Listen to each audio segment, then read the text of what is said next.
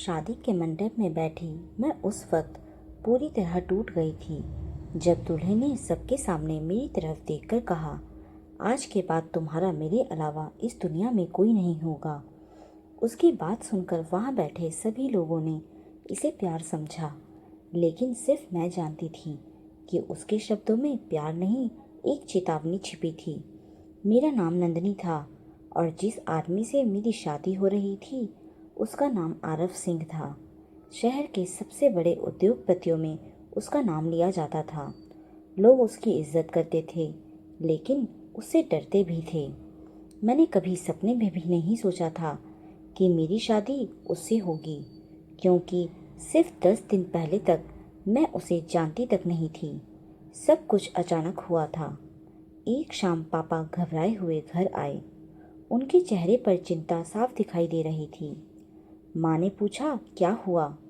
पापा कुछ देर चुप रहे, फिर बोले, हम पर बहुत बड़ा कर्जा चढ़ चुका है। मेरे पैरों तले जमीन खिसक गई। पापा हमेशा ईमानदार इंसान रहे थे। उन्होंने कभी किसी से उधार तक नहीं लिया था। फिर इतना बड़ा कर्जा कैसे? उस रात पहली बार मुझे पता चला कि पापा के बिजनेस पार्टनर ने उन्हें धोखा दे दिया था। सारी जिम्मेदारी पापा के सिर पर आ गई थी। बैंक नोटिस भेज चुका था। घर बिकने की नौबत आ चुकी थी। माँ रो रही थी और मैं भी कुछ समझ नहीं पा रही थी। तभी अगले दिन हमारे घर एक काली कार आकर रुकी। उसमें से आरव उतरा। वह सीधा हमारे घर के अंदर आया और पापा के सामने एक फाइल रख दी। आपका पूरा कर्जा मैं चुका दूंगा। पापा हैरान रह गए, लेकिन क्यों? आरव ने मेरी तरफ देखा और शांत आवाज में बोला, क्योंकि मैं आपकी बेटी से शादी करना चाहता हूँ। कमरे में सन्नाटा छा गया। मुझे लगा मैंने गलत सुना है। मैंने उसे पहले कभी देखा तक नहीं था। फिर वह मुझसे शादी क्यों करना चाहता था? पापा ने तुरंत मना कर दिया, लेकिन आरव ने जाते जाते सिर्फ एक बात कही, आपके पास सोचने के लिए 3 दिन हैं। उसके बाद बैंक फैसला करेगा। अगले 3 दिन हमारे घर में किसी ने ठीक से खाना तक नहीं खाया। आखिरकार परिवार को बचाने के लिए मैंने शादी के लिए हाँ कह दी और आज मैं उसी आदमी के साथ मंडप में बैठी थी। शादी पूरी हुई, सभी लोग खुश थे, लेकिन मेरे दिल में हजारों सवाल थे। आखिर उसने मुझसे शादी क्यों की? क्या उसे सचमुच मुझसे प्यार था या इसके पीछे कोई और वजह थी? शादी के बाद जब मैं पहली बार उसके घर पहुंची तो मैं हैरान रह गई। वह घर नहीं, किसी महल से कम नहीं था, लेकिन उस घर में एक अजीब सी खामोशी थी, जैसे वहां रहने वाले लोग हंसना भूल चुके हों। उसी रात मैंने घर की दीवार पर लगी एक पुरानी तस्वीर देखी। तस्वीर में एक छोटी लड़की थी। उसकी उम्र शायद 10 या 11 साल होगी, लेकिन सबसे हैरान करने वाली बात यह थी कि वह लड़की बिल्कुल मेरी तरह दिखती थी। मैं देर तक तस्वीर को देखती रही, तभी पीछे से आवाज आई, उस तस्वीर को हाथ मत लगाना। मैं घबरा गई। ये लड़की कौन है? कुछ सेकंड तक वह तस्वीर को देखता रहा। फिर पहली बार उसकी आंखों में दर्द दिखाई दिया, ऐसा दर्द जो शायद सालों से उसके अंदर दबा हुआ था। लेकिन अगले ही पल उसने अपना चेहरा फेर लिया। उस बारे में तुम्हें कुछ जानने की जरूरत नहीं। मैंने फिर पूछा, क्या वह आपकी बहन थी? इस बार उसकी आंखें अचानक लाल हो गईं। मैंने कहा ना, उसके बारे में कोई बात नहीं करेगा। इतना कहकर वह कमरे से बाहर चला गया। लेकिन उसी रात जब पूरा घर सो चुका था, मुझे नीचे से किसी के रोने की आवाज़ सुनाई दी। मैं धीरे धीरे सीढ़ियाँ उतरकर नीचे पहुंची और जो मैंने देखा उसे देखकर मेरी सांसें थम गईं, क्योंकि शहर का सबसे सख्त और निर्दयी माना जाने वाला आरव उस पुरानी तस्वीर को सीने से लगाकर रो रहा था और रोते रोते सिर्फ एक नाम बार बार दोहरा रहा था, अनाया, अनाया, मुझे माफ़ कर दो। लेकिन मैं नहीं जानती थी कि अनाया कौन थी, और उससे भी बड़ा सच यह था कि अनाया की मौत का संबंध सीधे मेरे परिवार से जुड़ा हुआ था। उस रात मैं काफ़ी देर तक अपने कमरे में बैठी रही। बार बार मेरे कानों में वही नाम गूंज रहा था, अनाया। आखिर वह कौन थी और उसकी मौत का मेरे परिवार से क्या संबंध था? जितना मैं सोचती उतना ही उलझती जा रही थी। अगले दिन सुबह जब मेरी आँख खुली तो आरव हमेशा की तरह सामान्य दिखाई दिया। ऐसा लग रहा था जिसे पिछली रात कुछ हुआ ही ना हो। वह नाश्ते की मेज पर बैठा अखबार पढ़ रहा था। उसके चेहरे पर वही शक्ति थी जो मैंने पहले कभी देखी थी। मैंने कई बार उससे अनाया के बारे में पूछने का सोचा, लेकिन उसकी आंखों में छिपी चेतावनी याद आते ही मैं चुप रह गई। दिन बीतता गया, लेकिन मेरे मन की बेचैनी कम नहीं हुई। दोपहर में जब आरव ऑफिस चला गया, तब मैंने पूरे घर को ध्यान से देखना शुरू किया। मुझे लग रहा था कि इस घर की दीवारों में कोई ऐसा राज छुपा है जो मुझसे जानबूझकर छुपाया जा रहा है। तभी मुझे ऊपर की मंजिल पर एक कमरा दिखाई दिया जो हमेशा बंद रहता था। मैंने कई बार वहां जाने की कोशिश की थी, लेकिन दरवाज़ा कभी खुला नहीं। आज पता नहीं क्यों मेरा मन उसी कमरे की तरफ खींच गया। मैं धीरे धीरे वहां पहुंची। दरवाज़ा बंद था, लेकिन इस बार उसमें चाबी लगी हुई थी। मेरा दिल तेजी से धड़कने लगा। मैंने हिचकिचाते हुए चाबी घुमाई। दरवाज़ा खुल गया। कमरे के अंदर कदम रखते ही मैं हैरान रह गई। पूरा कमरा किसी छोटी लड़की की यादों से भरा हुआ था। दीवारों पर तस्वीरें थीं, अलमारी में खिलौने रखे थे, टेबल पर रंग भरने वाली किताबें थीं। ऐसा लग रहा था जैसे किसी ने समय को उसी जगह रोक दिया हो। मैं धीरे धीरे आगे बढ़ी। तभी मेरी नज़र एक फ़ोटो फ्रेम पर पड़ी। उसमें आरव, एक छोटी लड़की और एक महिला साथ खड़े थे। तीनों मुस्कुरा रहे थे। शायद वह आरव की माँ और बहन थी। मैंने तस्वीर उठाई ही थी कि अचानक पीछे से आवाज़ आई, मैंने तुम्हें इस कमरे से आने से मना किया था। मेरे हाथ कांप गए। मैं पलटी। आरव दरवाजे पर खड़ा था। उसके चेहरे पर गुस्सा साफ दिखाई दे रहा था। मैंने घबराकर कहा, मैं सिर्फ जानना चाहती थी कि अनाया कौन थी। कुछ पल तक कमरे में सन्नाटा छाया रहा। फिर पहली बार आरव ने गहरी सांस ली और बोला, अनाया मेरी छोटी बहन थी। मैं चुप रही। वह आगे बोला, वह मेरी पूरी दुनिया थी। उसकी आवाज़ भर्रा गई थी। फिर एक दिन वह मुझसे हमेशा के लिए दूर चली गई। मैंने धीरे से पूछा, क्या हुआ था उसके साथ? आरव की आंखें अचानक सख्त हो गईं। उस दिन अगर तुम्हारे पिता ने सच बोला होता तो शायद मेरी बहन जिंदा होती। मुझे ऐसा लगा जैसे किसी ने मेरे सिर पर हथौड़ा मार दिया हो। मेरे पापा, हाँ, लेकिन मेरे पापा ऐसा कुछ नहीं कर सकते। मैं भी कभी यही सोचता था, उसने कड़वी हंसी के साथ कहा। लेकिन सच अक्सर हमारी सोच से अलग होता है। मैं कुछ कह पाती उससे पहले वह कमरे से बाहर चला गया। उस रात मैं सो नहीं पाई। मेरे मन में सिर्फ एक ही सवाल था, क्या सचमुच मेरे पिता किसी ऐसी घटना से जुड़े थे जिसने एक मासूम लड़की की जान ले ली?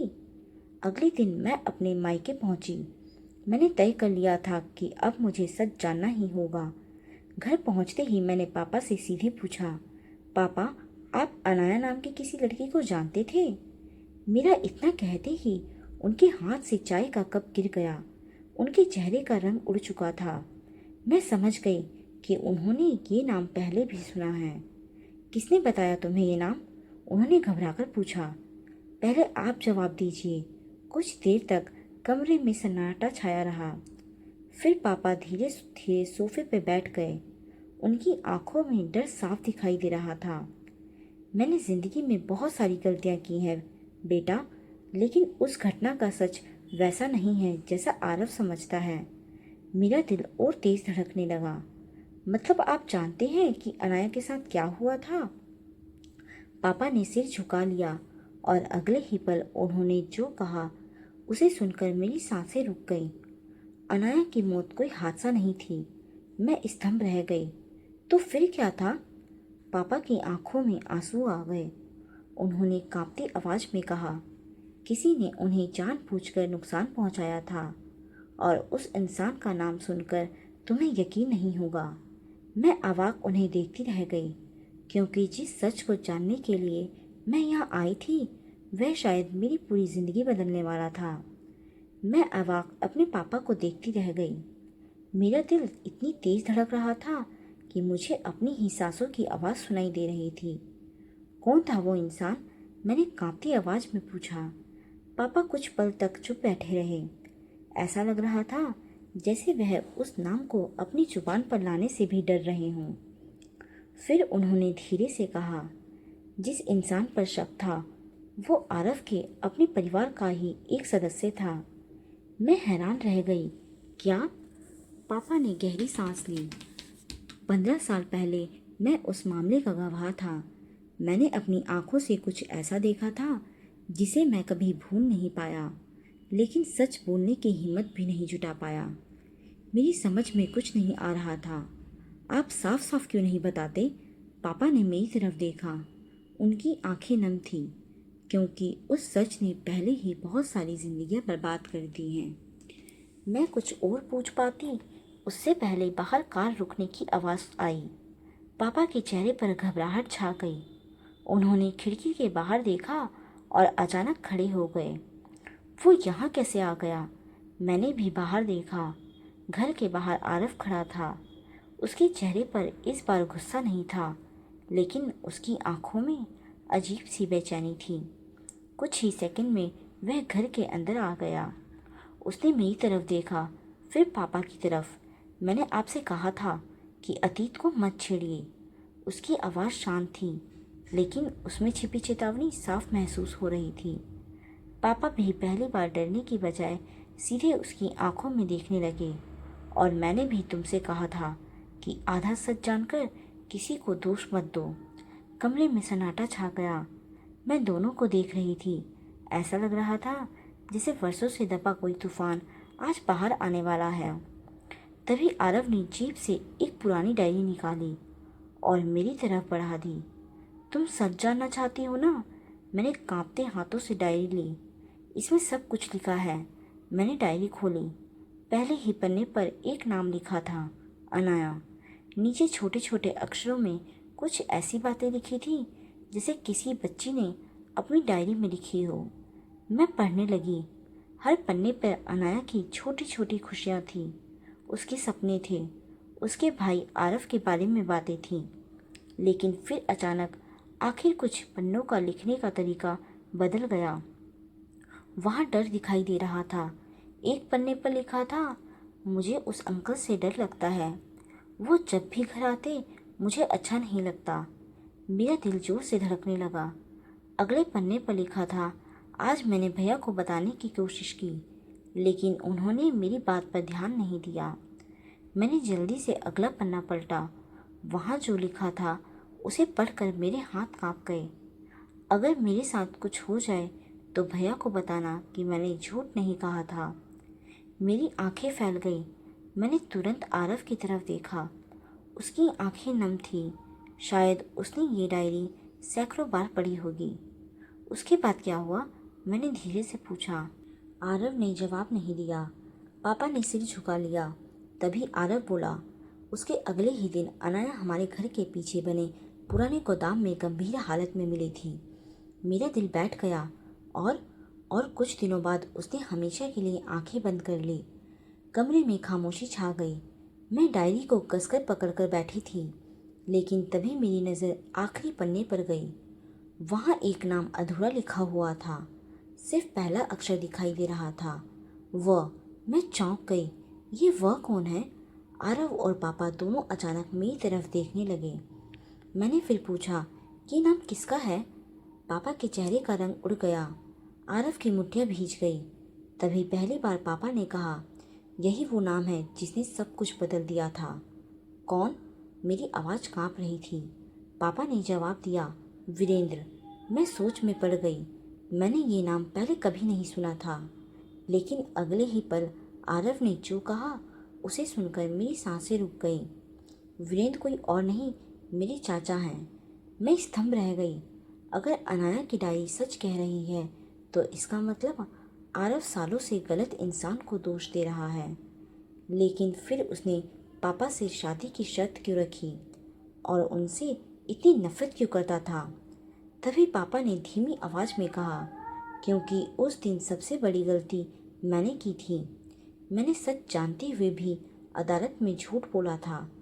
यह सुनकर मेरे पैरों तले ज़मीन खिसक गई। अब पहली बार मुझे समझ आने लगा था कि आरव के दिल में इतनी नफरत क्यों थी।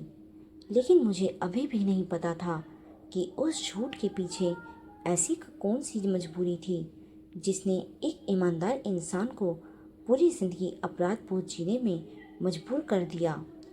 पापा की बात सुनकर मेरे दिमाग ने जिसे काम करना बंद कर दिया। मैं कुछ सेकंड तक उन्हें बस देखती रह गई। मेरे लिए ये यकीन करना मुश्किल था कि वही पापा जिन्होंने मुझे हमेशा सच और ईमानदारी का पाठ पढ़ाया था, कभी अदालत में झूठ भी बोल सकते थे। लेकिन आपने ऐसा क्यों किया? मैंने भर्राई आवाज़ में पूछा। पापा ने आंखें बंद कर ली। ऐसा लग रहा था जैसे वह उस सवाल से सालों से भाग रहे हों, क्योंकि उस समय मुझे लगा था कि मैं अपने परिवार को बचा रहा हूँ। कमरे में खामोशी छा गई। आरव की आंखों में गुस्सा साफ दिखाई दे रहा था, लेकिन इस बार उसने कुछ नहीं कहा। शायद वह भी पूरी बात सुनना चाहता था। पापा ने धीमी आवाज़ में कहना शुरू किया, उस समय मैं एक छोटी कंपनी में काम करता था। वीरेंद्र बहुत ताकतवर आदमी था। उसके पास पैसा था, पहुंच थी और ऐसे लोग थे जो उसके लिए कुछ भी कर सकते थे। जब अनाया के साथ वह घटना हुई तब मुझे सच पता चला गया था। मैंने उसे उस रात गोदाम के आसपास देखा था। लेकिन कुछ दिनों बाद मेरे पास लोग आए। उन्होंने मुझे साफ शब्दों में धमकी दी कि अगर मैंने अदालत में सच बोला तो मेरा परिवार सुरक्षित नहीं रहेगा। ये सुनकर मेरी रीढ़ में सिहरन दौड़ गई। तो आपने डरकर झूठ बोला? मैंने पूछा। पापा की आंखों से आंसू निकल आए। हाँ, और वही मेरी जिंदगी की सबसे बड़ी गलती थी। आरव अचानक बोल पड़ा, तुम्हारी उस एक गलती ने मेरी बहन को इंसाफ नहीं मिलने दिया। उसकी आवाज़ दर्द से भरी हुई थी। मैं हर रात यही सोचता था कि अगर उस दिन किसी ने सच बोल दिया होता तो शायद मुझे इतने साल अंधेरे में नहीं जीना पड़ता। पापा सिर झुकाकर बैठे रहे। उनके पास कोई जवाब नहीं था। पहली बार मुझे दोनों के दर्द का एहसास हो रहा था। एक तरफ वह भाई था जिसने अपनी बहन खो दी थी और दूसरी तरफ वह आदमी था जो अपनी कायरता की सज़ा सालों से खुद को दे रहा था। तभी अचानक आरव का फ़ोन बजा। उसने स्क्रीन की तरफ देखा और उसके चेहरे का रंग बदल गया। उसने तुरंत फ़ोन उठाया। दूसरी तरफ क्या कहा गया मुझे नहीं पता, लेकिन फ़ोन करते ही वह तेज़ी से बाहर जाने लगा। क्या हुआ? मैंने पूछा। उसने बिना मेरी तरफ देखे कहा, चाचा वीरेंद्र शहर वापस आ गए हैं। मेरे दिल की धड़कन तेज हो गई। क्या? आरव ने मुट्ठें भींच ली। 15 साल बाद उसकी आंखों में ऐसा तूफान था जिसे शब्दों में बयान नहीं किया जा सकता था।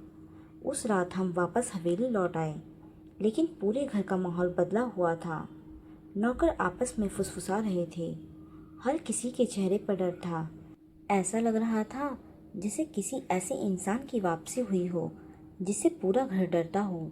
देर रात मैं अपने कमरे में थी, तभी नीचे से ऊंची आवाज़ें आने लगी। मैं दौड़कर सीढ़ियों तक पहुंची। नीचे ड्राइंग रूम में एक लंबा चौड़ा आदमी खड़ा था। उसके बाल सफ़ेद हो चुके थे, लेकिन उसकी आंखों में अभी भी वही घमंड था। मैंने तुरंत समझ लिया, यही वीरेंद्र है। वह आराम से सोफे पर बैठा था, जैसे ये घर अभी भी उसी का हो। आरव उसके सामने खड़ा था। दोनों की आंखों में वर्षों का हिसाब दिखाई दे रहा था। तुम्हें यहाँ आने की हिम्मत कैसे हुई? आरव ने पूछा। वीरेंद्र हल्का सा मुस्कुराया। ये घर मेरे भाई का था, मेरा भी उतना ही हक है। तुम्हारा इस घर पर कोई हक नहीं, आरव ने सख्त आवाज़ में कहा। लेकिन वीरेंद्र के चेहरे पर कोई फर्क नहीं पड़ा। उसने आराम से कहा, मैं यहाँ घर लेने नहीं आया हूँ, मैं यहाँ कुछ वापस लेने आया हूँ। कमरे में सन्नाटा छा गया। क्या? आरव ने पूछा। वीरेंद्र ने मेरी तरफ देखा और फिर बोला, जो चीज़ सालों पहले मुझसे छीन ली गई थी। मुझे समझ नहीं आया कि वह क्या कह रहा है, लेकिन उसके चेहरे पर जो मुस्कान थी उसने मुझे असहज कर दिया। तभी उसकी नज़र मेरे गले में पड़े एक पुराने लॉकेट पे गई। ये लॉकेट मुझे बचपन में मिला हुआ था। माँ हमेशा कहती थी कि ये मेरी नानी की निशानी है, लेकिन लॉकेट देखते ही वीरेंद्र की आंखें फैल गईं। ये लॉकेट? वह अचानक खड़ा हो गया। कमरे में मौजूद हर व्यक्ति उसकी तरफ देखने लगा। उसने कांपती आवाज़ में कहा, ये लॉकेट इसके पास कैसे आया? मैं घबरा गई। क्यों? इसमें क्या है? वीरेंद्र कुछ सेकंड तक देखता रहा। फिर उसके मुंह से एक ऐसी बात निकली जिसने मेरी पूरी दुनिया हिला दी, क्योंकि ऐसा लॉकेट सिर्फ मेरे परिवार की लड़कियों के पास होता था। मेरी सांस अटक गई। आरव भी स्तंभ खड़ा था और अगले ही पल वीरेंद्र ने कहा, नंदिनी, शायद तुम वह नहीं हो जिसे तुम इतने सालों से समझती आई हो। मेरे हाथ अपने आप लॉकेट पर चले गए, क्योंकि पहली बार मुझे एहसास हुआ कि अनाया का रहस्य, आरव की नफरत और मेरे परिवार का अतीत शायद एक दूसरे से कई ज़्यादा गहराई से जुड़े हुए थे, जितना कभी सोचा भी नहीं था।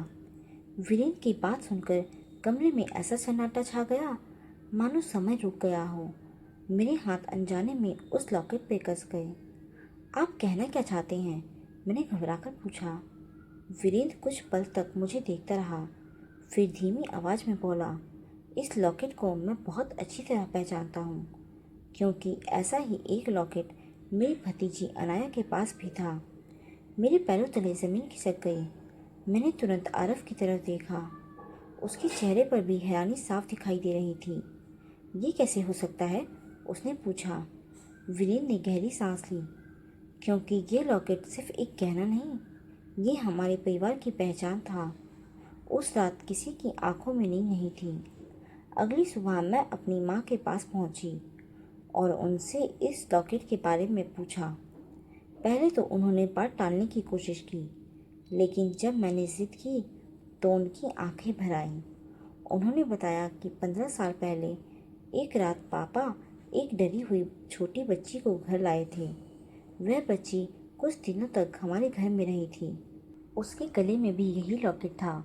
बाद में उसके रिश्तेदार उसे अपने साथ ले गए, लेकिन जाते समय वह लॉकेट गलती से हमारे घर में रह गया। माँ ने उसे संभाल कर रख लिया और बाद में मुझे दे दिया। मैं हैरान रह गई। वह बच्ची कौन थी? माँ ने सिर हिला दिया। हमें उसका नाम तक नहीं पता था। जब मैंने ये बात आरव को बताई तो वह गहरी सोच में पड़ गया। तभी उसे अचानक कुछ याद आया। वह अपने पुराने स्टोर रूम में गया और कई फाइलें निकाल कर लाया। घंटों तक हम सब पुराने दस्तावेज देखते रहे। फिर एक फाइल में एक तस्वीर मिली। तस्वीर में दो छोटी लड़कियां थीं। एक अनाया थी, दूसरी लड़की बिल्कुल वैसी ही दिख रही थी जैसी वह बच्ची हो सकती थी जो कुछ दिनों तक हमारे घर में रही थी। तस्वीरों के पीछे एक नाम लिखा था, मीरा। आरव की आंखें फैल गईं। मुझे याद आ गया, मीरा अनाया की सबसे अच्छी दोस्त थी। कमरे में मौजूद सभी लोग चौंक गए। उस रात गोदाम में अनाया अकेली नहीं थी। आरव बोला, मीरा भी उसके साथ थी। अब पहली बार कहानी का एक नया हिस्सा सामने आ रहा था। संभव है कि हादसे के बाद सबने गलत पहचान कर ली हो। संभव है कि जिस बच्ची को बाद में कहीं और भेजा गया था वह मीरा रही हो, और संभव है कि अनाया के साथ उस रात जो हुआ उसकी पूरी सच्चाई आज तक किसी को पता ही नहीं हो। तभी आरव ने मेरी तरफ देखा। नंदिनी, शायद तुम्हारा इस रहस्य से संबंध है, लेकिन तुम अनाया नहीं हो। मैंने राहत की सांस ली, लेकिन उसी पल एक नया सवाल सामने खड़ा हो गया। अगर मैं अनाया नहीं थी तो फिर वह कहाँ थी? और अगर वह जिंदा थी तो 15 साल से कहाँ रह रही थी? उसी समय पुलिस का फ़ोन आया और जो खबर उन्होंने दी उसे सुनकर हम सभी स्तंभ रह गए। हमें एक महिला मिली है जो खुद को अनाया सिंह बता रही है। पुलिस अधिकारी की बात सुनते ही कमरे में मौजूद सभी लोग एक दूसरे का चेहरा देखने लगे। कुछ क्षणों के लिए किसी को समझ ही नहीं आया कि क्या कहा गया है। सबसे ज़्यादा हैरान आरव था। उसके हाथ से फ़ोन लगभग छूट गया। क्या कहा आपने? उसने दोबारा पूछा। उधर से वही जवाब मिला। वह महिला पिछले कुछ दिनों से एक आश्रम में रह रही थी। उसके पास कोई पहचान पत्र नहीं है, लेकिन वह बार बार यही कह रही है कि उसका नाम अनाया सिंह है और उसके भाई का नाम आरव है। फोन कटते ही कमरे में सन्नाटा छा गया। आरव की आंखों में उम्मीद और डर दोनों दिखाई दे रहे थे। 15 साल से जिस बहन को वह खोया हुआ समझ रहा था, क्या वह सचमुच जिंदा हो सकती थी? अगली ही सुबह हम सभी उस आश्रम के लिए निकल पड़े। पूरे रास्ते किसी ने ज़्यादा बात नहीं की। आरव खिड़की के बाहर देख रहा था। उसके चेहरे पर बेचैनी साफ दिखाई दे रही थी। शायद वह खुद को किसी भी नतीजे के लिए तैयार करने को कोशिश कर रहा था। करीब 3 घंटे बाद हम आश्रम पहुंचे। वहां की संचालिका हमें एक छोटे से कमरे तक लेकर गई। वह अंदर है, उन्होंने कहा। मेरा दिल तेजी से धड़कने लगा। आरव कुछ पल दरवाजे के बाहर खड़ा रहा। फिर उसने धीरे से दरवाज़ा खोला। कमरे के अंदर एक युवती खिड़की के पास बैठी थी। उसके चेहरे पर सादगी थी। जैसे ही उसने हमारी तरफ देखा, उसकी आंखें सीधे आरव पर जाकर टिक गईं। अगले ही पल उसकी आंखों में आंसू भर आए। भैया, उसके होठों से निकला। आरव वहीं रुक गया। उसके चेहरे का रंग बदल चुका था। उसने कांपती आवाज में कहा, अनाया। लड़की रोते हुए उसकी तरफ बढ़ी। कुछ ही क्षणों में दोनों एक दूसरे के सामने खड़े थे। कमरे में मौजूद हर व्यक्ति की आंखें नम हो चुकी थीं। 15 साल बाद बिछड़े भाई बहन एक दूसरे के सामने खड़े थे। लेकिन कहानी यहीं खत्म नहीं हुई। कुछ देर बाद जब सब थोड़ा शांत हुए, तब अनाया ने अपनी कहानी बतानी शुरू की। उसने बताया कि उस रात गोदाम में आग लगने के बाद वह पूरी तरह घायल हो गई थी। उसे एक ट्रक चालक ने सड़क किनारे बेहोशी की हालत में पाया था। जब उसे होश आया, तब उसे अपने अतीत की लगभग कोई याद नहीं थी। उसे सिर्फ अपना पहला नाम याद था, अनाया। बाकी सब कुछ धुंधला था। वर्षों तक वह अलग अलग जगहों पर रही। धीरे धीरे उसे कुछ बातें याद आने लगी, लेकिन पूरा सच कभी सामने नहीं आया। कुछ महीनों पहले ही उसे अपने भाई का नाम याद आया था। उसी याद के सहारे वह लोगों से मदद मांगती हुई उस आश्रम तक पहुंची थी। आरव उसे देखता रहा। उसकी आंखों से लगातार आंसू बह रहे थे। शायद वर्षों बाद पहली बार उसके दिल का सबसे बड़ा खालीपन भर रहा था। तभी अनाया की नज़र मुझ पर पड़ी। ये कौन है? उसने पूछा। आरव कुछ क्षण चुप रहा, फिर बोला, ये नंदनी है, मेरी पत्नी। अनाया मुस्कुराई। तो आखिर आपने शादी कर ली?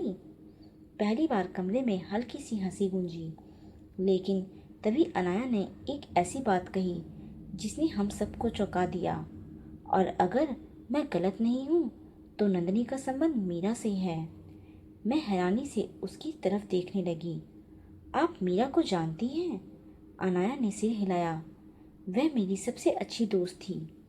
कमरे में फिर सन्नाटा छा गया, क्योंकि मीरा का नाम फिर सामने आ चुका था और अब साफ था कि 15 साल पुराने रहस्य का एक हिस्सा अभी भी अधूरा था। अनाया ने मेरी तरफ देखते हुए कहा, उस रात अगर मीरा मेरे साथ नहीं होती तो शायद मैं जिंदा नहीं बचती।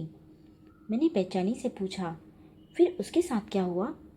अनाया की आंखें भर आई। उसने धीमी आवाज में कहा, यही तो बात है, उस रात के बाद मैंने उसे कभी नहीं देखा। कमरे में मौजूद हर व्यक्ति चुप हो गया, क्योंकि अब एक नया सवाल सामने था। मीरा आखिर कहाँ गई और क्या उसका संबंध नन्ही के अतीत से जुड़ा हुआ था? उस रात के बाद मैंने उसे कभी नहीं देखा। अनाया की बात सुनकर कमरे में सन्नाटा छा गया। मैं बार बार एक ही बात सोच रही थी, आखिर मीरा कौन थी और उसका मेरे जीवन से क्या संबंध था? आश्रम से वापस लौटने के बाद भी यही सवाल हम सभी के मन में घूमता रहा, लेकिन अब बात साफ हो चुकी थी। 15 साल पुरानी कहानी अभी पूरी नहीं थी। उसका सबसे अहम हिस्सा अभी भी कहीं छुपा हुआ था।